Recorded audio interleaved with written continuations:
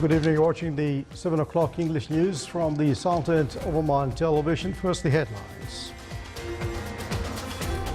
Civil Service Council discusses Omanization plan and organizing the job situation.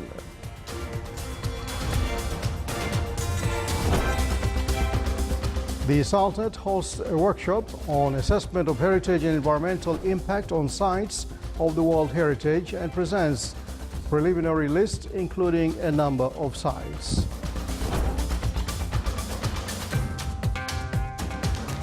And the Colleges of Technology organize Nanotechnology Week and its contribution in the fourth industrial revolution.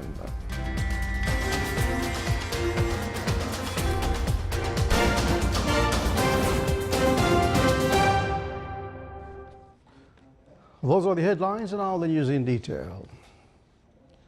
His Majesty Sultan Qaboos sent a cable of greetings to His Excellency Jose Mario Vaz, President of Guinea-Bissau, on the occasion of his country's independence anniversary. Meanwhile, His Majesty the Sultan received a cable of thanks from Her Excellency Halima Yaqub, President of Singapore, in reply to His Majesty's cable of greetings on the occasion of her country's National Day.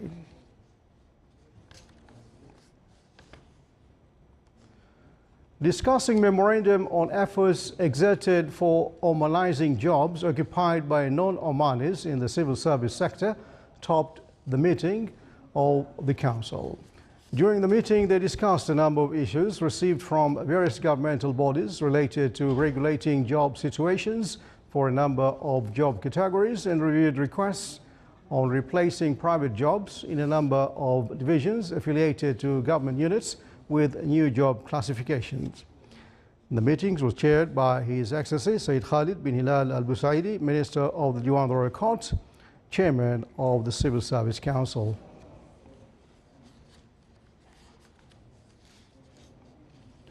The Minister of Heritage and Culture hosted a training workshop to prepare an assessment of heritage and environmental impact on sites of the World Heritage during the period from 23rd to 27th of September 2018.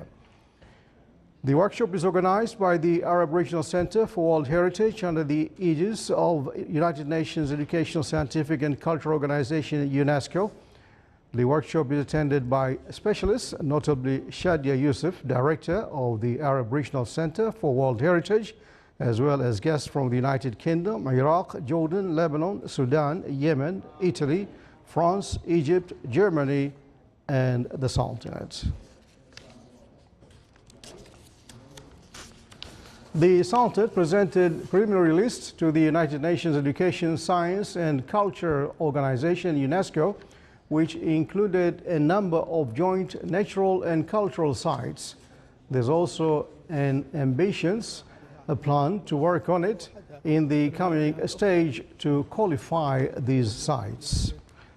This was revealed by His Excellency Hassan bin Mohammed Al-Lawati, advisor to His Highness Minister of Heritage and Culture for Heritage Affairs.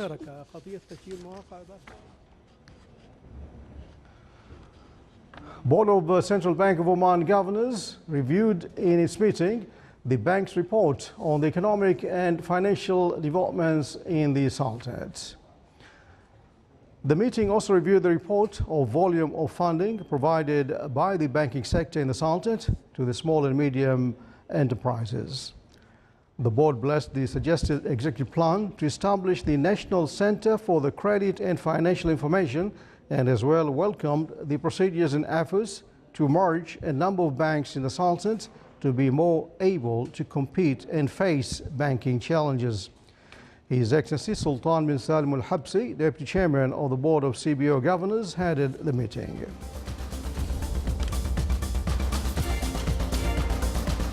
Still to come, our news bulletin. Hundreds of kites from all over the world will fly in Brussels this month.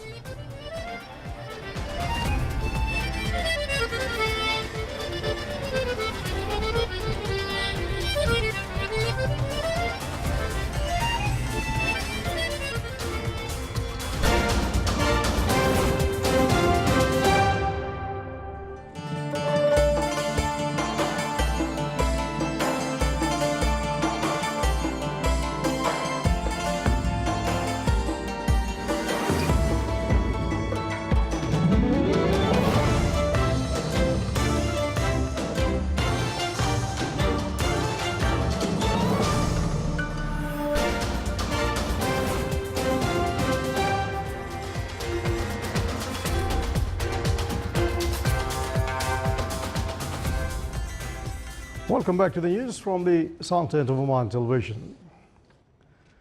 The Kingdom of Saudi Arabia celebrates today the 88th National Day with achievements in various fields. The 23rd of September each year marks the kingdom's launch as a modern nation as it continues to reform future projects in social and economic fields, as well as developing the capabilities of human resources. The Omani-Saudi relations played a great role in bringing points of views closer and achieving political cooperation so as to serve both sides. In order to enhance the concept of partnership in economic and investment aspects, the two countries signed a number of agreements to support development sectors. The project of Batha Shaiba Zumul road linking the Sultan to Saudi Arabia was also implemented so as to enhance commercial exchange as well as serve touristical, social and religious interests between both countries.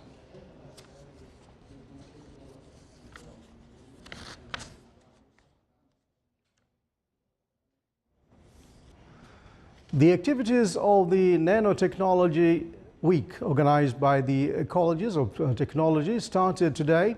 The event came to build the capabilities of students so as to be pioneers in nanotechnology. We have a report on that by Saleh bin Khalfan Rahbi. Aiming to introduce nanotechnology and familiarize students with this technology, a workshop took place at the Higher College of Technology, showing different applications of nano in areas like environment, health, industry, and water desalination and filtration. All the industries now without nanotechnology are drying.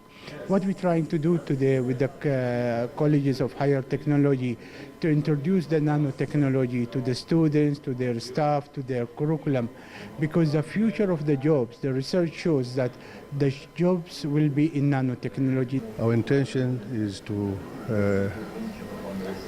build a new city called Nano City in Oman to bring this type of industry, which will replace the traditional industry in the country, will give a good opportunity for students to learn, to do researches, and also to create manufacture in terms of nanotechnology.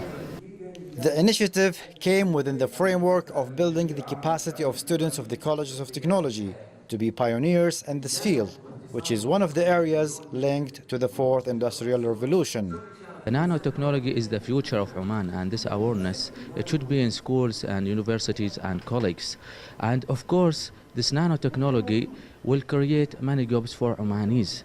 So actually this is our chance to be in this field. Thanks for Advanced Universal Technology Company to give us that precious opportunity to participate in Oman Nano City workshop. We know more about nanotechnology and how to use it, and we as students, we believe that nano will help us in our life. The event aimed at spreading awareness about the future of the industry through nanotechnology and building the research, educational and training capacities of the Omanis in this field, and establishing channels of nanotechnology transfer in the country. For the Sultanate of Oman Television, Saleh bin Khalfan al-Rahbi, Muscat. The Minister of Manpower launched a project of linking manpower systems with public prosecution system, special for receiving and issuing legal orders. The project aims to provide central database for non-Omani manpower violating labor laws and connect them with the public prosecution system. It as well provides central database for public and private sectors establishments violating labor laws. The launching of this project goes in line with the government's approach towards the electronic transformation.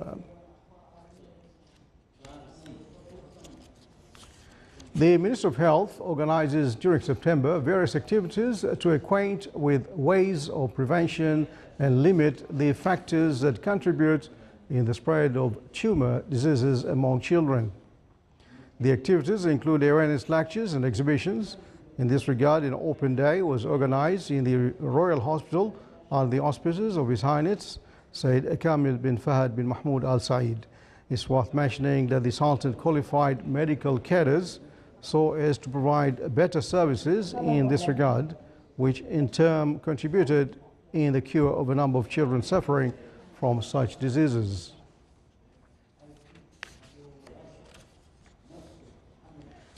Oman Refineries and Petroleum Industries Company ORPEC announced that the completion percentage of the construction work at the project of Liwa Plastic Industries Complex exceeded 67% in the 4 packages of the project. The construction works at Liwa Complex for plastic industries are expected to finish by 2020. The project consists of a natural gas extraction plant in Fahoud and pipeline at a length of 300 kilometers connecting Fahoud and Sohar Free Zone and a steam crack unit. It's worth mentioning that the project of Liwa Complex is considered one of the manufacturing projects in the Sultanate which will contribute in developing plastic products industries.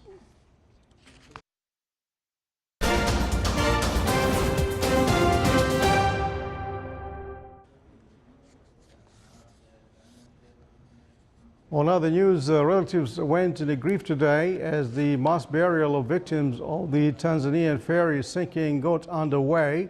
At least 224 people are known to have died in Thursday's tragedy.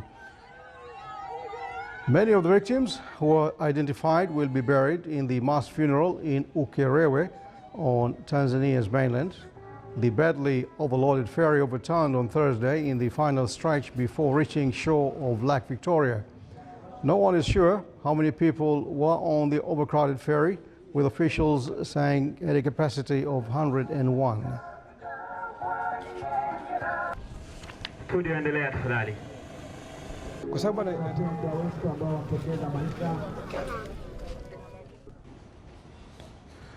Thousand military parachutists dropped from the sky at the historic drop zone in Ginkese Heide in the Netherlands in the memory of the largest airborne battle in history.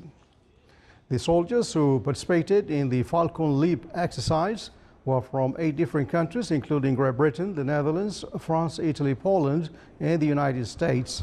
The event marks 74 years since the Battle of Arnhem in the World War II. Launched on 17th of September 1944, Operation Market Garden was a massive but ultimately unsuccessful World War II air and land mission aimed at opening a land route for the Allied forces into Nazi Germany's industrial heartland. During the mission, more than 2,000 British and Polish parachutists landed at the Ginkesle Heights. The operational strategy was to use thousands of Americans, British and Polish paratroopers to secure their bridges in the Netherlands, whilst land-based troops could push towards the east. Brussels is launching a brand new festival this month, which will see hundreds of kites from all over the world. Kites Fly Over the Docks takes place on September 22nd and 23rd and will continue every year in September. The kites on shore are extremely diverse, from simple one-string design to long animal-like kites with bodies and tails that move in all directions and need 50 strings to operate. Both amateurs and professionals from Asia and Europe will show off their kites and skills.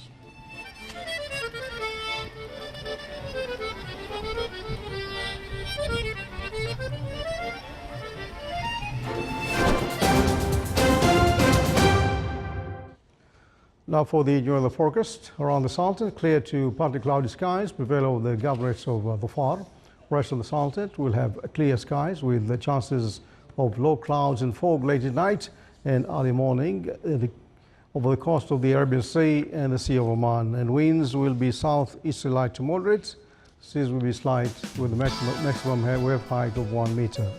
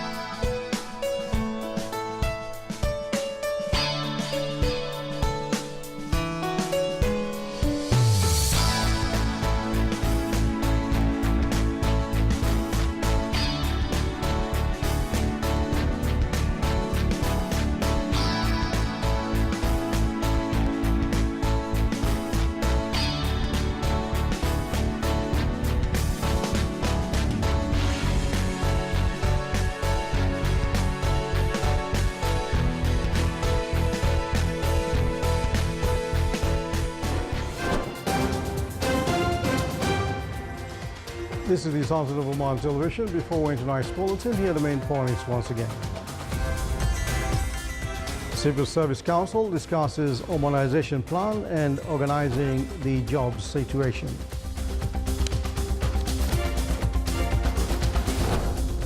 The Sultan hosts a workshop on assessment of heritage and environmental impact on sites of the World Heritage and presents preliminary lists including a number of sites.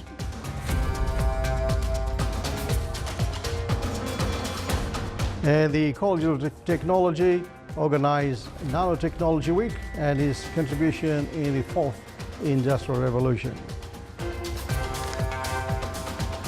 And with that, we come to the end of tonight's news bulletin. From all of us here in the newsroom and the studios, good night.